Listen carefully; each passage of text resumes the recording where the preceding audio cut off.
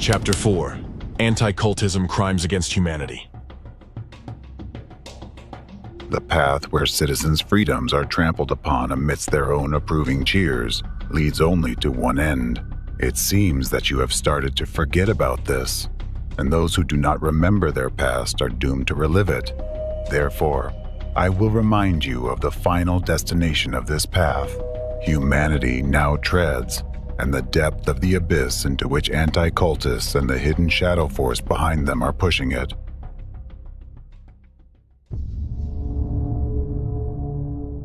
One person once said, with frightening prescience, that where they burn books, they will ultimately burn people as well. And shortly thereafter, all of humanity witnessed firsthand the embodiment of this prediction. Or rather, just logical reasoning in the horrors brought by Nazism.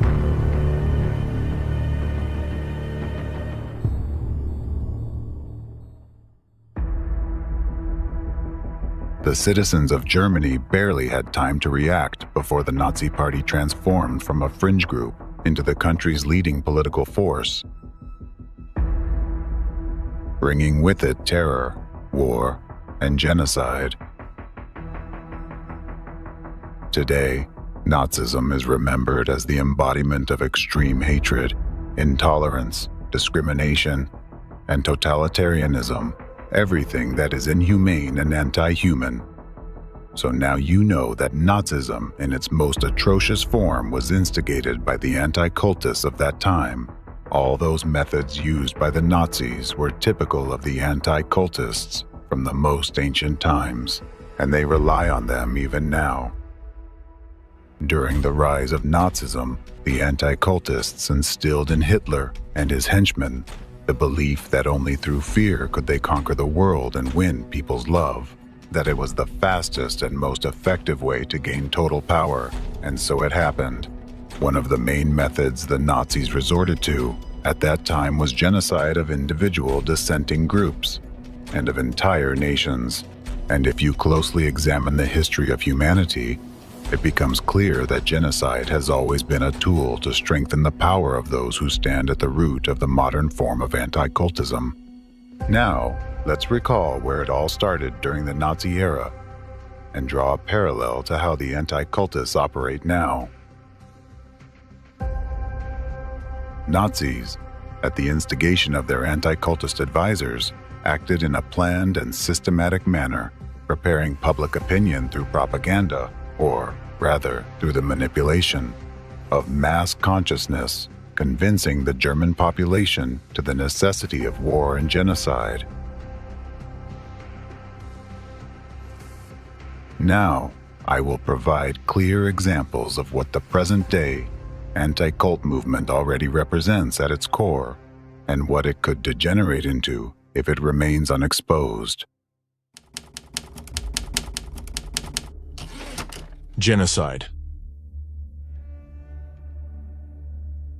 The sequence of actions and the destructive focus of anti-cult organizations clearly indicate that they ultimately lead to the same outcomes as those brought about by Nazism. Right now, in front of the global community, the international terrorist network of anti-cultists is preparing the world for a new genocide. As a result of their actions, millions of people have already been labeled as members of cults, putting them in the position of potential victims. Those of you who have studied what genocide is understand that it is a process that unfolds over time. It does not happen in a day. Society is systematically and gradually prepared for genocide. This process has rather specific stages that can be described and, most importantly, recognized when they are being put into action. Genocide refers to any actions committed with the intent to destroy, in whole or in part, a national, ethnic, racial, or religious group. Common risk factors include societal instability, increasing intolerance, systematic human rights violations, lack of state protection for the population, and the presence of motives and incentives in the information field that justify the use of force against specific population groups.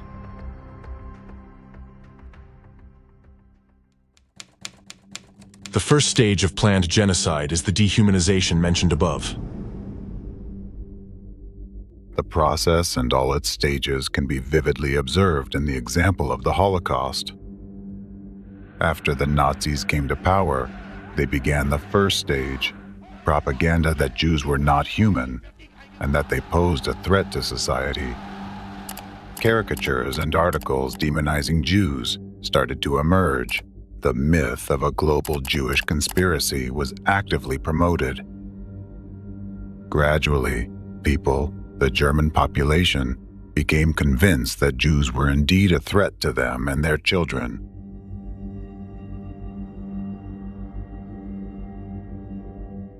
Similarly, anti-cultists are currently targeting various religious groups, branding future victims as cultists through informational terrorism. This tactic implants the notion in society that a cultist is equivalent to less than human. Now, I want to draw your attention to another fact. Propaganda, like terrorism, works in two directions simultaneously. One direction is the planned activity aimed at the potential target, and the other is the actions directed at everyone else, the general public, that is, at the witnesses of the crime being committed. Because to carry out such an operation, as the Nazis did at that time, and as the anti-cultists are doing now, the approval of the society is required. If not active support, then at least silent agreement and non-resistance.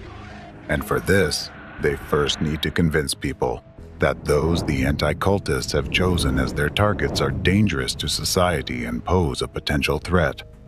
The public is first intimidated, their vigilance is lulled, and then, by deception, they are drawn to the anti-cultist side, making them accomplices to the crime.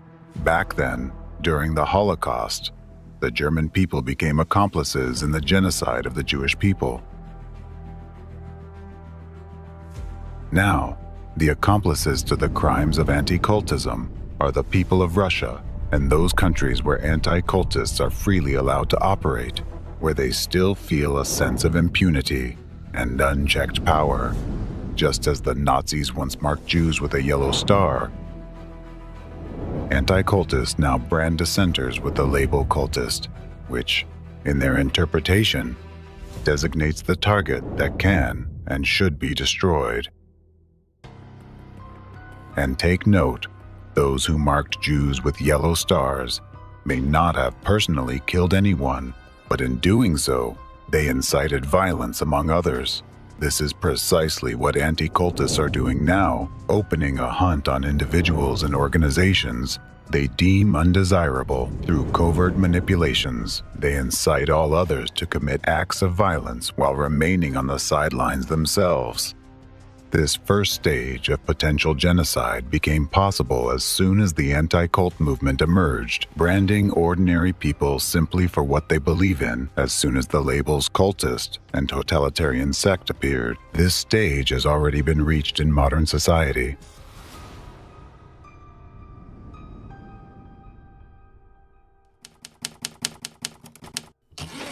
The second stage of a planned genocide is discrimination.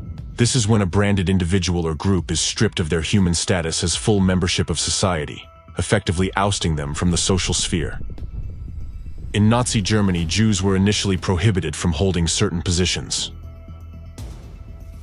They were banned from working as doctors, serving in the military or police, and teaching in higher education institutions. There were too many Jewish doctors, too many Jewish lawyers, too many Jewish businessmen, too many Jewish journalists, too many Jewish bankers. The Nazis then could play upon this broader sense that the Jews had overstepped, the Jews had become inordinately influential. Gradually, they were excluded from all professions. After the so-called Nuremberg race laws were enacted in 1935, Jews were further restricted in their freedom of movement. From then on, they could only live in designated areas, the ghettos.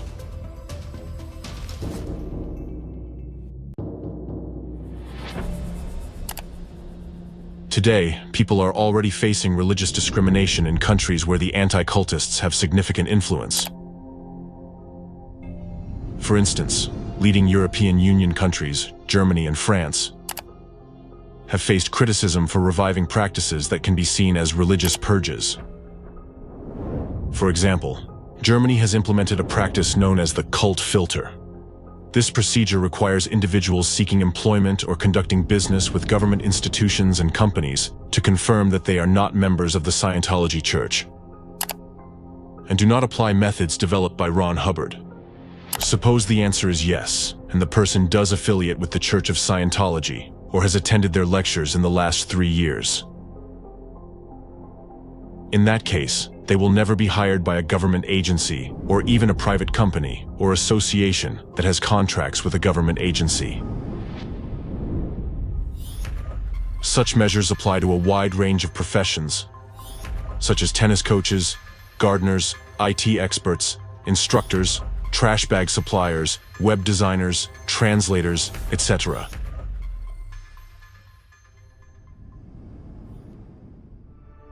Legal practice in Germany already has dozens of court decisions that have deemed such cult filters illegal, including some issued by the highest federal courts. These rulings cite the violation of Scientology's rights to equality and non-discrimination, referring to Article 4 of the German Constitution, which guarantees freedom of religion.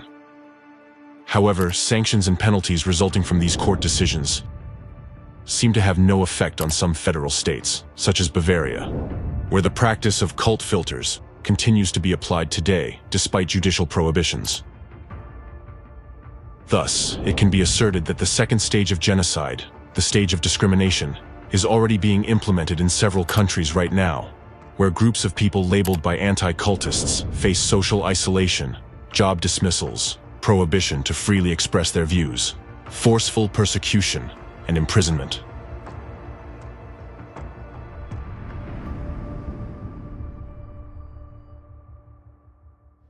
It is clear that to prevent genocide, we must eradicate discrimination and prejudice in all forms and combat the spread of hatred and hostility based on ethnic, religious, and other distinguishing characteristics. However, the most tragic aspect of this stage of discrimination against an unjustly branded religious organization is the reaction of the witnesses to such actions. At this stage, it is no longer just silent agreement. In many cases, such events are met with approval. By this point, the preliminary psychological conditioning of the masses has convinced them that these cultists deserve their fate, viewing them almost like carriers of a contagion that could infect others. The fear of being associated with cults, the fear of public condemnation, shame, and the fear of being isolated from society, just like the victims, compels people to approve of the discrimination against innocent individuals. Therefore, with each new wave of escalating tension around the targeted organization and each new information attack, fewer people remain who can objectively assess the situation and contribute to preventing genocide. Similarly, once the German population was convinced that if the authorities treated Jews in a certain way, it meant they deserved it, what was the reaction of the German people to the new discriminatory laws? People openly supported them, and public support for Hitler significantly increased. Similar laws are now being implemented in Russia, modern Germany, France, and other countries regarding representatives of religious minorities, whom anti-cultists have labeled as followers of totalitarian sects. These people are subjected to persecution, raids, forcibly coerced to abandon their beliefs, deprived of their freedom, and placed in labor camps. Notice that this kind of discrimination against individuals labeled as cultists in your modern society is already perceived as something quite logical and even natural. Mostly, these people are left to fend for themselves, and only these religious movements targeted by anti-cultists take care of protecting their interests. However, their efforts All attempts to defend themselves against lawlessness and deliberate persecution are not supported by other people, that is, society. The image of a cult prevails in people's minds over simple human qualities, conscience, and empathy for others' suffering. If you see something like this in your mind, know this: you are a potential victim of genocide. I remind you of the expression that accurately reflects the situation you are currently in. First they came for the socialists, and I did not speak out because I was not a socialist. Then they came for the trade unionists, and I did not speak out because I was not a trade unionist.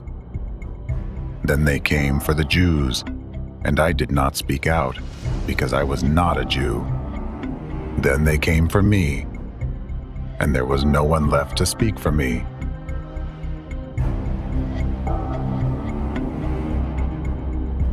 Remember, first, you become a silent accomplice to the crime, and then you become its victim.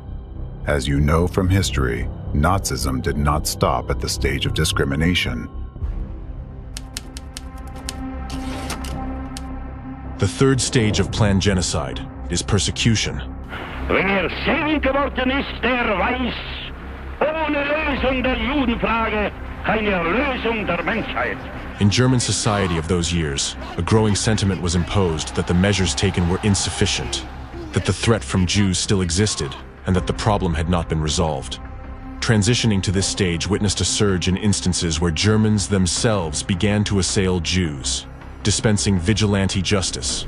Pogroms erupted in ghettos, with Germans shattering the windows of establishments owned by Jews, spitting in their faces, and pelting them with stones.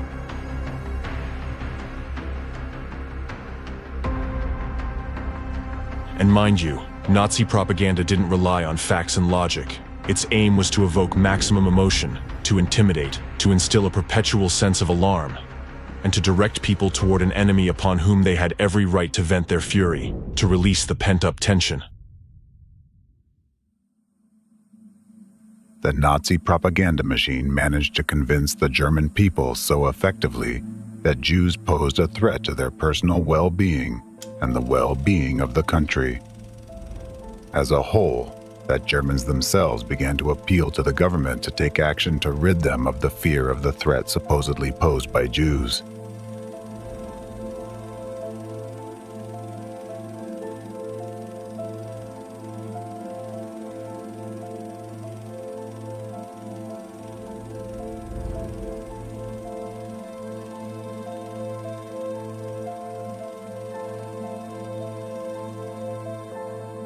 Ultimately, the Nazis resorted to open persecution.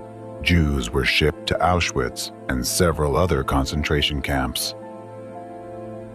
Well, as for what happened in those camps, you already know all too well. An entire people were systematically exterminated, innocent individuals, even children, for absolutely no reason.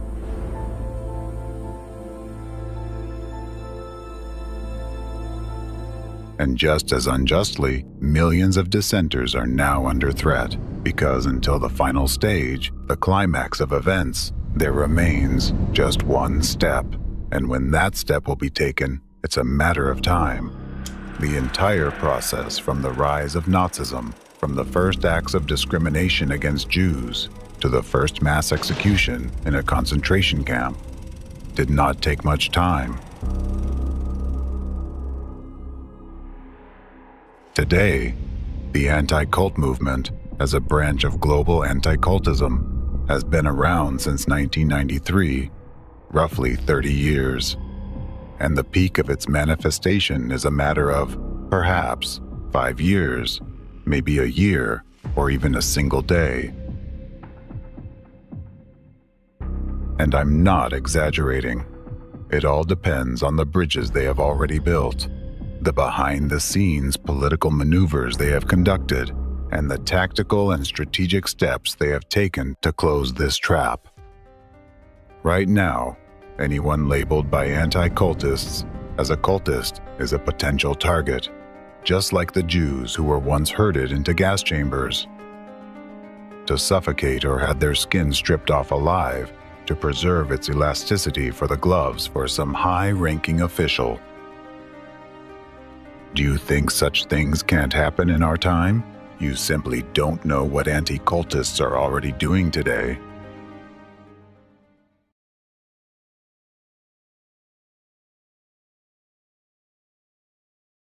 In China, what the anti-cultists in Russia and Europe aspire to is already happening: legislative bans on alternative religious movements, and the transition to the third stage of persecution involving brutal physical reprisals against stigmatized victims. For instance, the Chinese authorities, with the involvement of anti-cult organizations, initiated a ruthless campaign of persecution against followers of Falun Dafa.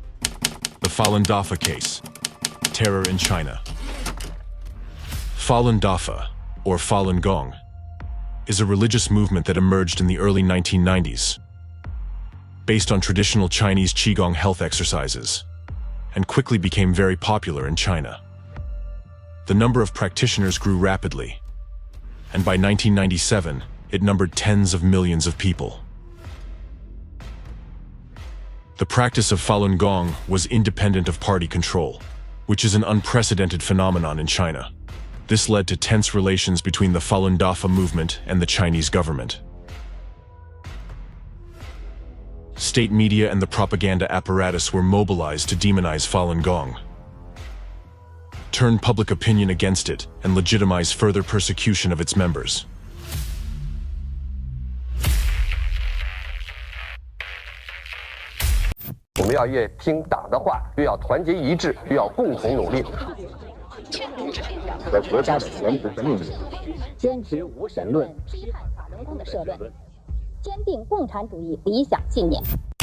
Chinese Communist Party putting out just massive volumes of disinformation and propaganda denouncing Falun Gong, demonizing them.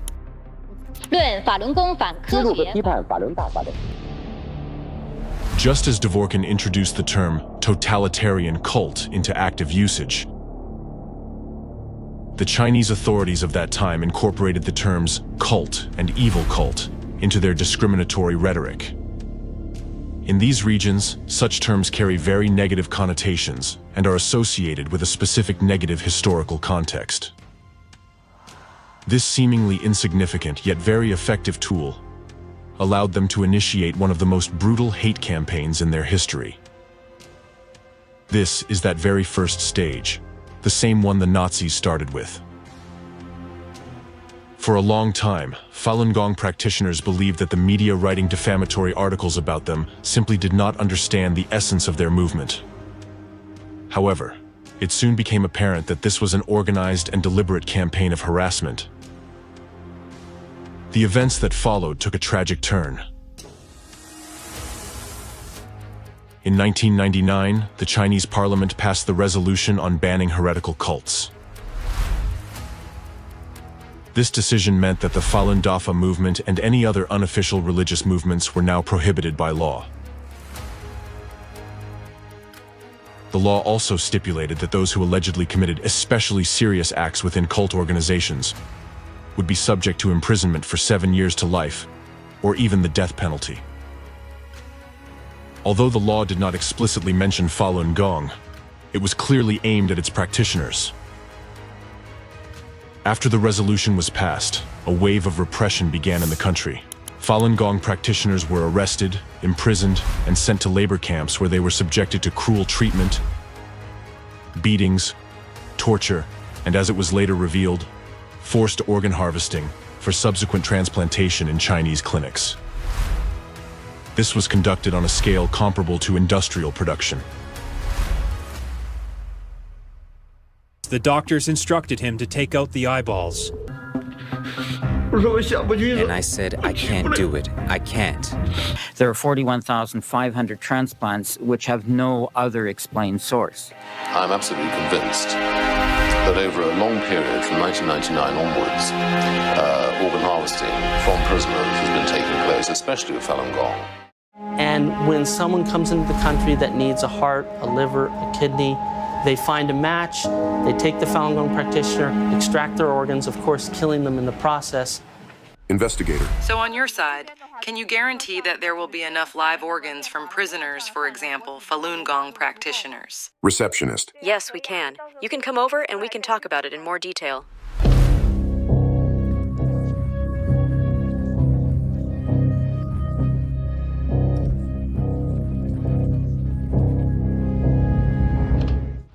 Simultaneously, there was round-the-clock propaganda in the media, book burnings, and a purge within the party ranks to eliminate potential sympathizers or supporters of the Falun Gong movement. To eradicate Falun Gong, a special agency called Office 610 was established by order of the former leader of China, endowed with a wide range of powers. Agents of Office 610 were not bound by any laws in their use of methods to force Falun Gong practitioners to renounce their beliefs. This lack of restrictions allowed them to employ ruthless torture, which led to the death of many Falun Gong adherents. Chinese lawyers compare Office 610 to Hitler's Gestapo in terms of its functions. More than 3,500 deaths of Falun Gong practitioners have been documented and recognized as resulting from the repression. The officially registered number of those imprisoned for practicing Falun Gong exceeds 100,000. Unofficial estimates suggest that the actual figures could be much higher, considering the strict information control in China and the real danger faced by those attempting to investigate law enforcement actions.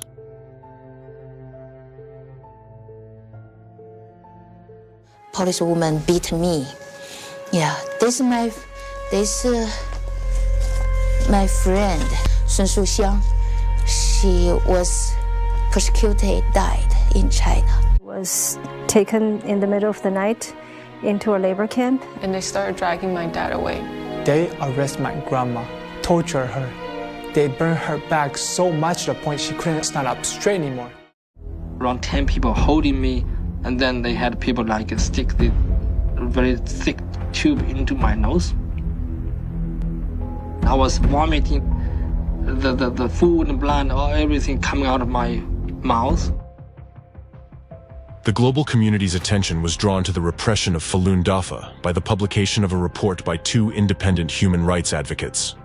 After conducting an investigation, they confirmed cases of mass forced organ harvesting from Falun Gong practitioners in prisons, with the organs subsequently sold for transplantation. We have concluded that the government of China and its agencies in numerous parts of the country, in particular hospitals but also detention centers and people's courts, since 1999 have put to death a large but unknown number of Falun Gong prisoners of conscience.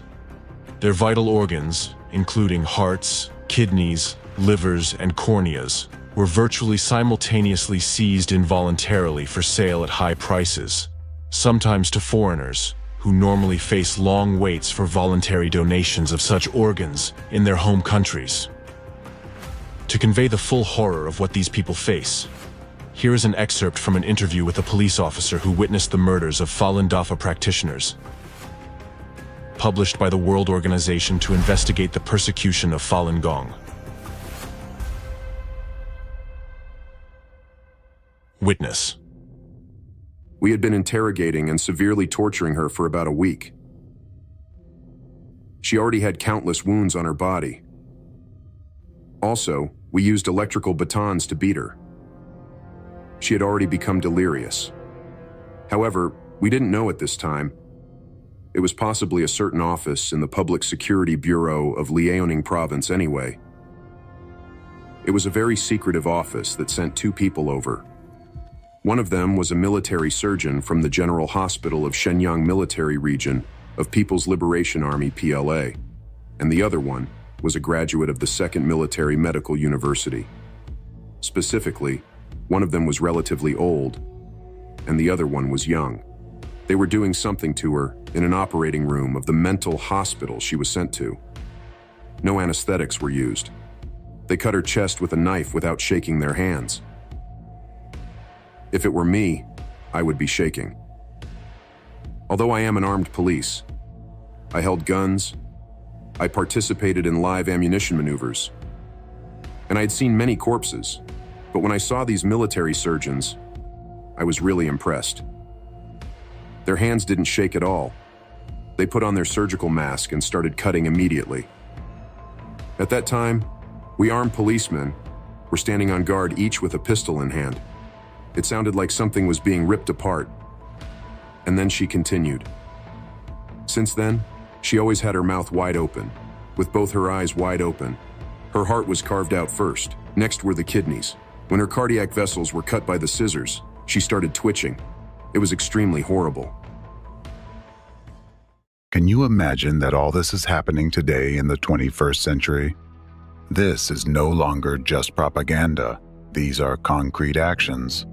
Looking at this example, you can see the ultimate fate of a person branded as a cultist, stripped of their legal rights and freedoms, and deprived of their human status.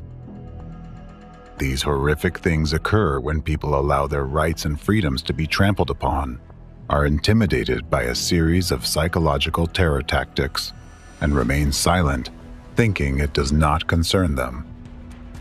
Do you really think that something or someone will protect you from the same fate if you allow democracy to perish? It is noteworthy that during the period of repression against Falun Gong followers, representatives from Ratziers and Fekris visited China on business trips. In other words, the anti-cultists actively participated in these events and openly expressed their support for the ruling party's actions. Some members of the French group CCMM associated with Fekris were invited to a conference in Beijing in 2000, whose primary purpose was to criticize Falun Gong. At that time, human rights violations were already widely criticized by Western governments, the UN, and human rights organizations such as Amnesty International and Human Rights Watch. Nevertheless, Fekris members cooperated with the Chinese authorities in denouncing Falun Gong without hesitation. Similarly, their Russian counterparts, represented by the ideological center of the anti-cultists and its leader Alexander Dvorkin, did the same. The cooperation between Russian anti-cultists and their Chinese counterparts began at the very onset of the discrimination against Falun Gong practitioners in China. In 2001, Zhang Baichun, a Chinese specialist in cults, visited Nizhny Novgorod. He participated in an anti-cult conference organized by Alexander Dvorkin and the Nizhny Novgorod diocese. One of the official purposes of his visit to Russia was to exchange experiences. However, what occurred during unofficial interactions and what instructions Dvorkin might have given to his Chinese colleague remains a mystery.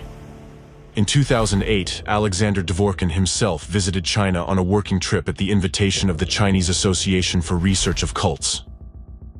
During this trip, he appeared in Chinese media and spoke about the allegedly destructive and aggressive nature of the Falun Dafa movement.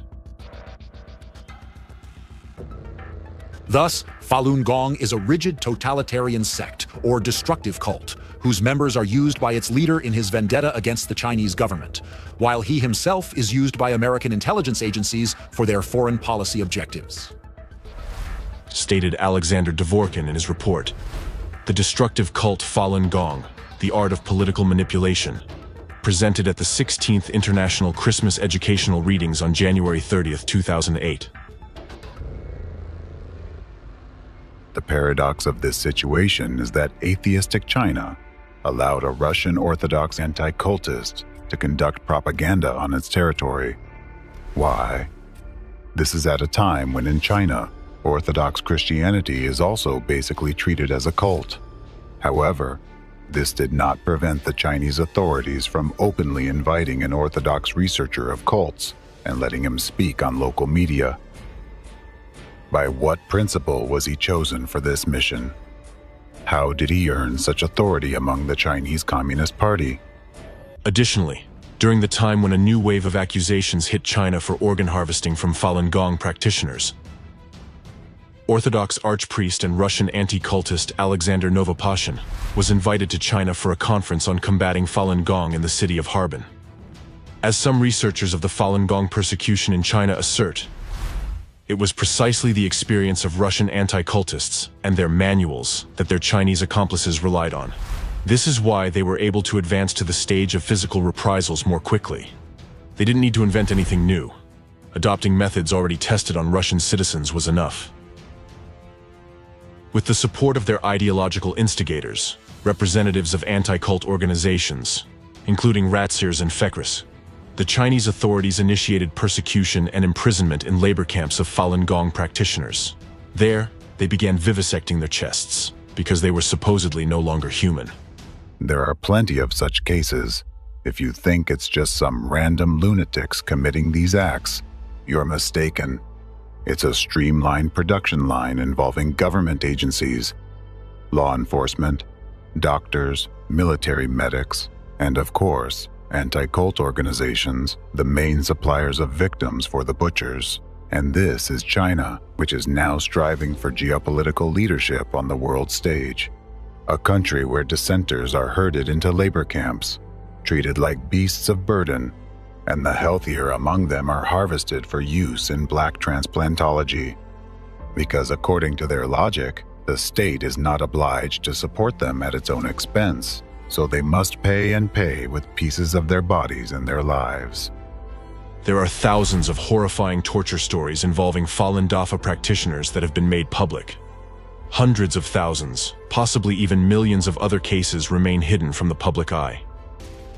In China, censorship severely restricts access to and dissemination of information. It is particularly disturbing that these persecutions have not ceased to this day. Information about the ongoing persecutions, as of 2024, is regularly updated on the official Falun Gong website.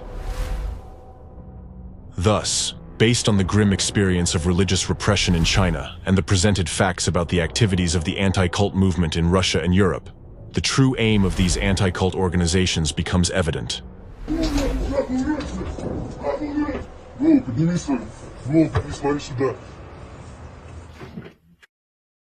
It is not by chance that the mass organ harvesting cases involving Falun Dafa practitioners became known to the public.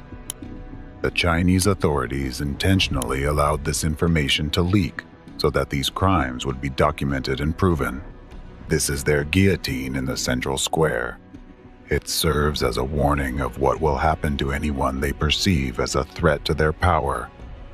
This is an act of informational terrorism, bringing the entire country to its knees and forcing people into a state of subjugation. What is happening in China is an illustrative example that the methods and legacy of Nazism are alive, masked under the guise of combating religious dissent. Millions of ordinary people practicing their religion have fallen victim to an old, proven method that, at the instigation of anti-cultists, was used by the Nazis of the Third Reich during World War II. The Nazis justified the mass extermination of people by declaring that they were soulless animals unworthy of mercy. These methods are being put into practice today, in your time, by the anti-cultists of the Fourth Reich.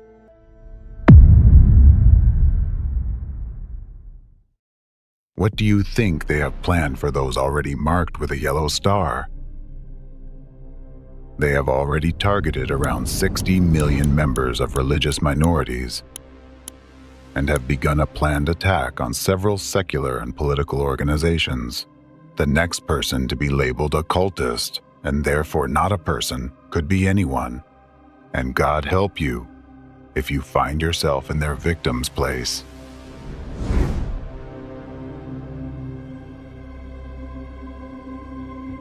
Everyone should understand that if global anti-cultism reached its ultimate goal and democracy was destroyed, one day you would wake up in a totalitarian world where, at any moment, your organs could be cut out alive and without anesthesia, without even asking you.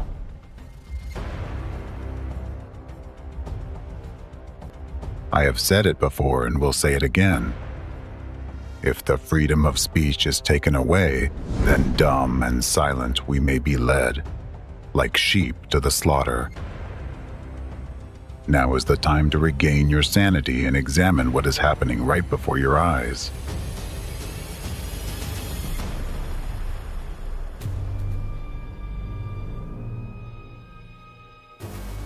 Anti-cultism is a phenomenon that should never have existed in our society. Anti-cultism today is a new form of Nazism. Let me put it this way. The concentration camps are already built. There are already camps where doctors remove organs without anesthesia, and these will become torture chambers and true concentration camps for millions of people tomorrow. For them, you are all on the verge of becoming slaves. You are all already in the midst of a Holocaust. Thus, in accordance with the Convention on the Prevention and Punishment of the Crime of Genocide, adopted on December 9, 1948, and ratified by 153 countries, the activities of members of anti-cult organizations and their accomplices are qualified as genocide.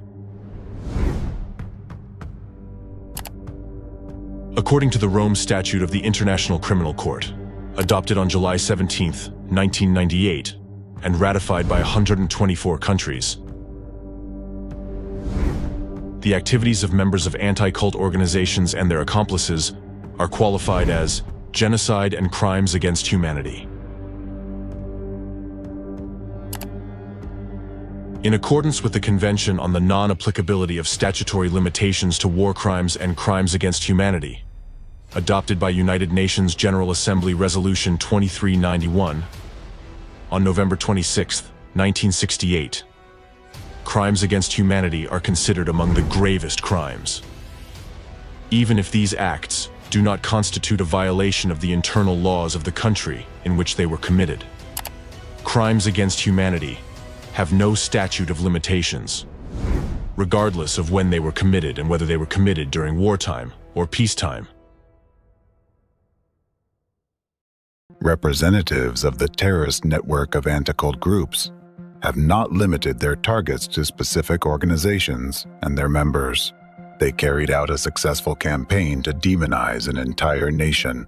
The goal of this campaign was to prepare the public in their targeted country for aggression against this nation and to justify the extremely brutal and ruthless actions that were subsequently taken against its people. In fact, the anti-cultists orchestrated and legalized a genocide against an entire nation, the people of Ukraine. The Ukraine case. Representatives and accomplices of the anti-cult movement made a series of outrageous statements about Ukrainians and Ukraine as a whole. These defamatory statements began to surface many years before the military conflict between Ukraine and Russia, as a preparatory stage of propaganda aimed at shaping public opinion, injecting and ingraining necessary narratives in people's minds. These statements have only intensified and taken on more radical forms now that the military conflict is in its active phase. And in general, the situation with mass hysteria we observe in Ukraine resembles, in essence, what happens in cults.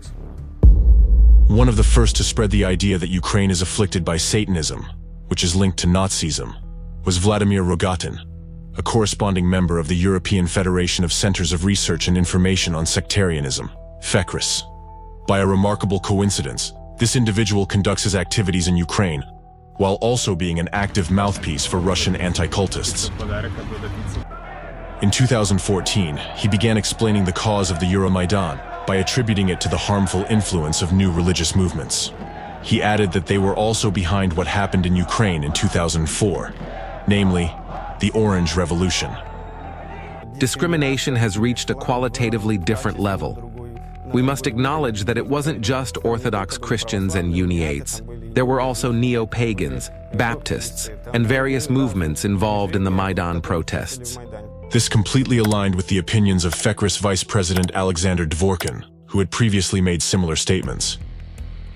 We saw that the first Maidan was driven entirely by neo-Pentecostals, who were the main active forces. The second Maidan had a more complex religious component involving not only cults, but also the Uniate Church, which belongs to the Roman Catholic Church. However, Ukrainian Uniates are a special case, and in many ways, in general, they have, you could say, a cultist mindset as well. Well, there were also neo-pagans and Scientologists, too. Similar sentiments were expressed by the Ratsir's Vice President Alexander Novopashin. So, what did the Ukrainians do? Or rather, their American curators and mentors? They began to direct these destructive cults and organizations. Remember the saying, if you can't beat them, lead them. Surprisingly, it was the American intelligence agencies who first started fighting the cults. But they failed. Then, they decided to try to control the cult leaders through bribery, intimidation, and so on. It worked. The same thing was done in Ukraine. Now, totalitarian sects, that is, destructive cults, while continuing their main destructive activities, have also started working for the Ukrainian regime. Neo-Pentecostals and neo-pagans took an active part in the Orange Revolutions, for example, on the Maidan. There, they gained considerable combat experience and can now be used to organize and sustain street riots in Russia. In the same 2014 interview, Rogatin stated, in Ukraine, there is a growing influence and presence of various satanic cults. According to various estimates, there are more than 100 satanic groups operating in our country, with a total of about 2,000 followers. Subsequently, this rhetoric of Satanism supposedly engulfing Ukraine was picked up by high-ranking Russian government officials. They used similar narratives to justify the war as a necessity to de-Satanize Ukraine. Thus, the Assistant Secretary of the Security Council of the Russian Federation, Alexei Pavlov, stated, I believe that, with the continuation of the special military operation, it becomes more and more urgent to carry out the desatanization of Ukraine, or, as the head of the Chechen Republic Ramzan Kadyrov aptly put it, its complete de-shaitanization.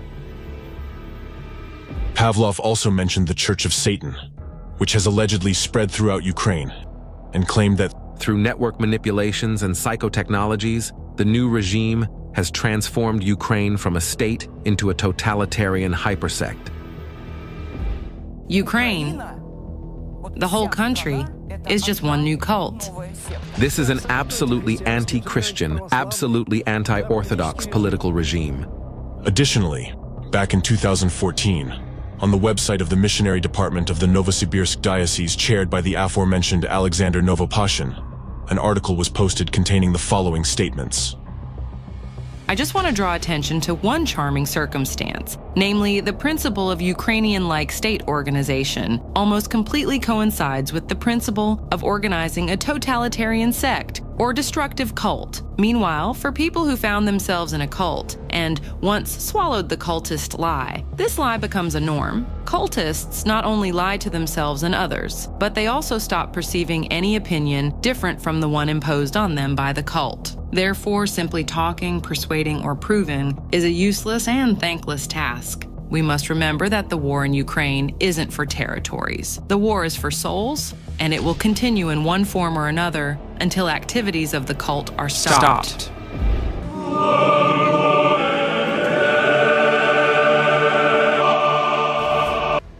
All this rhetoric is aimed at instilling in the minds of Russians the idea that the current military conflict is not just a war, but a holy war.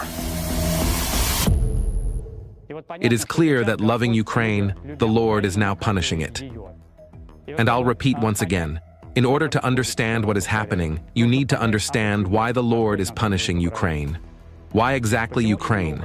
Ukrainians now hate Russians because Russians are merely God's tool. It's like a belt with which a father punishes his child. It's a holy war. It's a war for what we believe in. So I wouldn't be surprised if calls are voiced in churches and mosques. The rhetoric of a holy war is necessary for the state to justify its aggressive actions, in order to make people believe that their country and they themselves are fulfilling some sacred duty. The purpose of these narratives is to convince the public that a war leading to the destruction of the victim state, the deaths of countless people, and the destabilization of the entire democratic world is acceptable and even necessary. Most importantly, this global anti-cultism seeks to divert citizens' attention from how their own country, which initiated this war, is turning into a totalitarian state. In Ukraine, The disease is so advanced that it's no longer possible to cure it with any persuasion, negotiations, or anything like that. Only surgery is possible there. So the only response to those Nazi speeches may be the Soncepek weapon. It should all be burned down, absolutely. Someone may tell me, oh, that's not a Christian way. It is quite Christian. It's just the ethics for those people. They position themselves as pagans, excuse me. So let them get what pagans should. Not the New Testament ethics is applicable there, but the Old Testament ethics, that of Elijah the prophet who himself cut the throats of 300 servants of Balaam. With these ones, we should do the same. Destroy them without any doubt. Just the Old Testament ethics, and they actually understand this language only. Be this vehicle sanctified. In the name of the Father, the Son, and the Holy Spirit. Amen.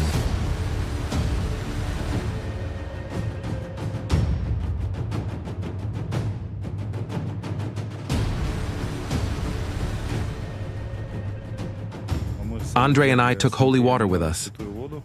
I told all the brothers to lay out the machine guns, and we sanctified all the weapons. That is, we performed the rite of consecration.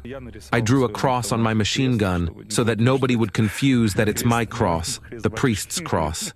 It is my weapon, my sword.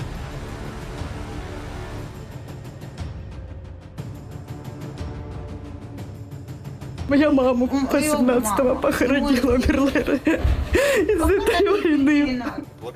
Be these weapons, blessed and sanctified by sprinkled holy water.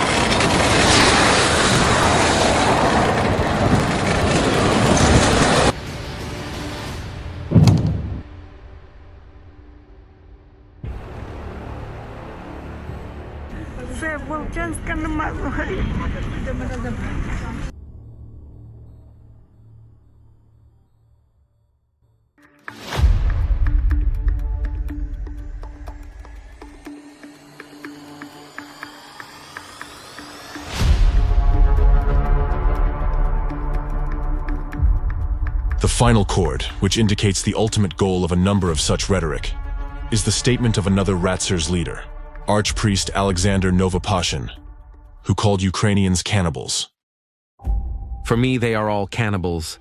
I called them so because I saw them like that. These inhumans spill human blood, the blood of children and women, our blood. They devour people's lives and feed on suffering. So who are they? Cannibals. And all those who committed terrorist attacks on our land, whom I listed earlier and whom I didn't name, are cannibals. It is useless to put cannibals in a cage. They'll still remain cannibals, even if you keep them there all their lives. Therefore, cannibals must be destroyed. And these are the direct words of the leaders of Ratzers, Fekris, and their accomplices, which manifest xenophobia, incite interethnic and interreligious hatred, and encourage the deprivation of life based on national and religious identity. Just as the Nazis, under Hitler's regime, declared the Jewish nation to be non-humans with the support of anti-cultists of that era, today's modern anti-cultists label Ukrainians as a cult, in fact, calling for the destruction of an entire nation, which tantamount to genocide. This is not a coincidence, but a deliberate action.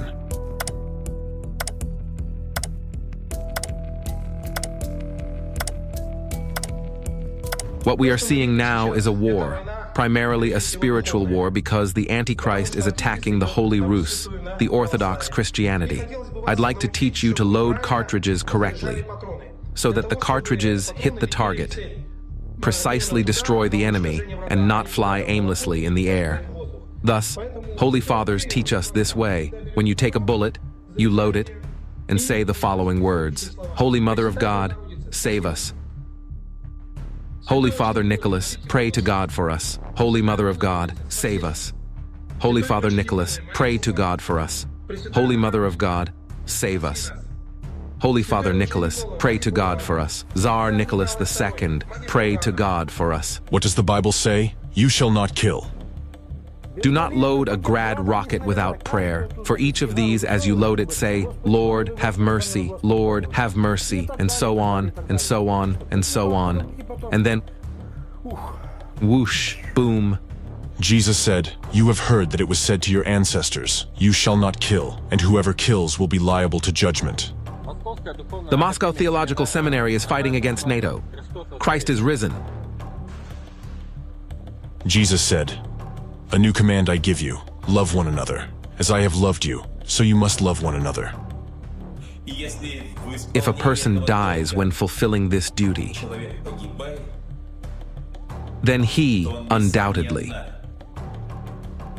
commits an act equivalent to sacrifice. He sacrifices himself for others. Therefore, we believe that this sacrifice washes away all the sins that this person has committed. After everything you have seen, tell me, how should the public perceive these people? Representatives of Russia's front religion and their faithful anti-cultist proponents? Who are they in essence, when even at the highest level, the leadership of this organization, calling for hatred, violence, and killing, violates God's commandments just as the Nazis once did? When using the name of God, as the Nazis did in their time, they break Christ's commandments, justify sadism, and call for the destruction of peaceful, innocent people. Can this organization be called religious, let alone Christian? Can we consider them followers of Christ? Answer this now. Who is their God? And whom do they truly serve?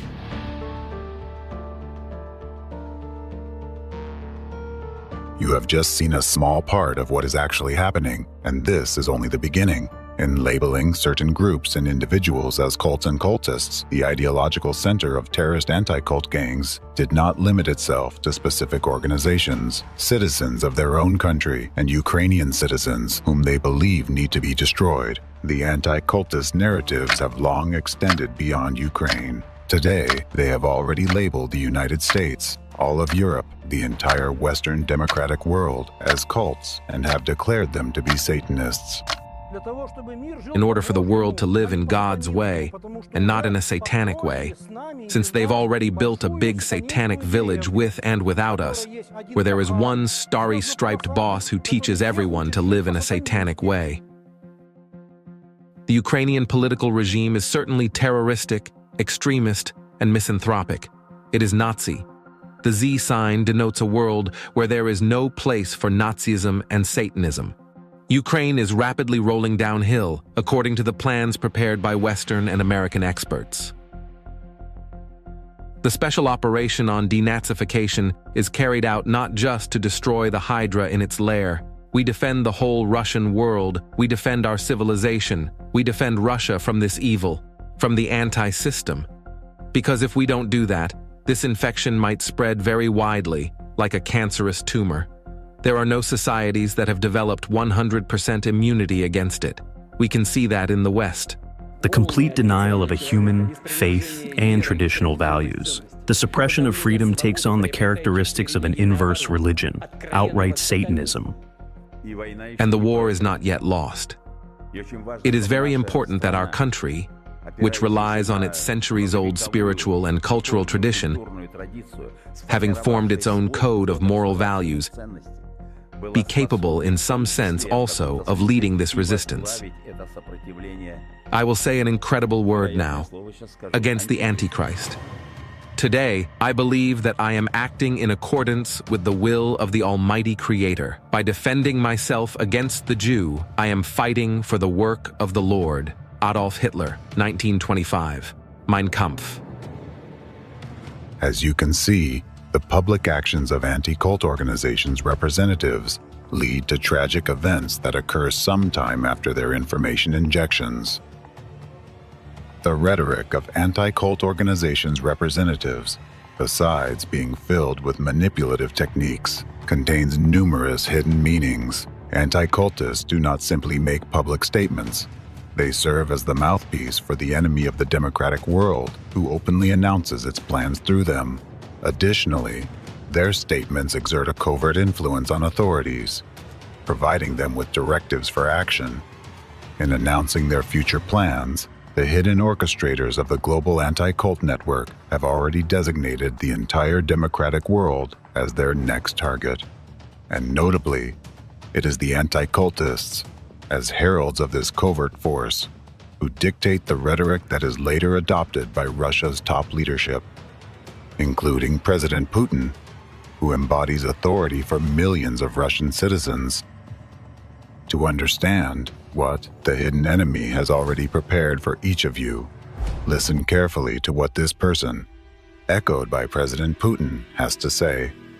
But if the question, when will all this end, is asked of me as a priest, then my answer is never.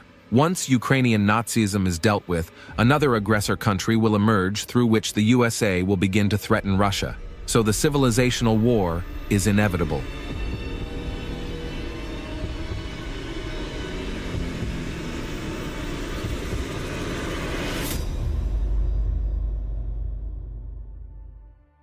As you heard, he explicitly said that a war for civilization is unavoidable. Do you know why he said that? He said it because he knew that both America and Europe would soon be mired in civil war. He said it because he is already chilling champagne to celebrate his victory. And this was said by a seemingly inconspicuous person, but he is one of the leaders of anti-cult organizations that are part of global anti-cultism, and he is echoed by President Putin himself. Now, here, any intelligent person would ask, who truly holds power in Russia?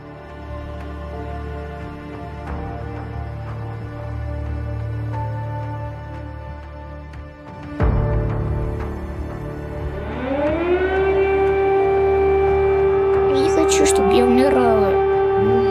Хочу, чтобы быстрее это все закончилось.